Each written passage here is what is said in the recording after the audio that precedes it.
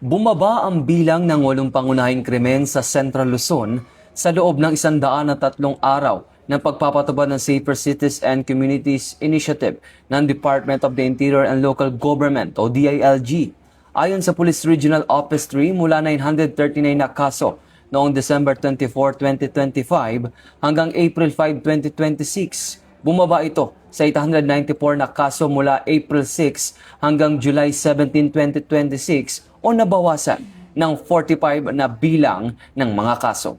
Kasabay nito, pinaigting din ng Pro3 at mga lokal na pamahalaan ang pagpapatupad ng mga ordinansa. Umabot sa 712,437 ang nahuling lumabag sa mga lokal na batas.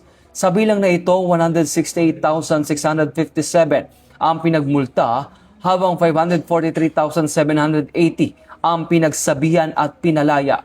Umabot naman sa 71.95 million pesos ang nakolektang multa. Ayon kay Pro3 Regional Director, Police Brigadier General Jess B. Mendez, malaking bahagi ng pagbaba ng krimen ang pagtutulungan ng pulisya, lokal na pamahalaan at komunidad. Nakatulong din ang mas madalas na pagpapatrolya at presensya ng mga pulis, gayon din ang maigpit na pagpapatupad ng mga ordinansa.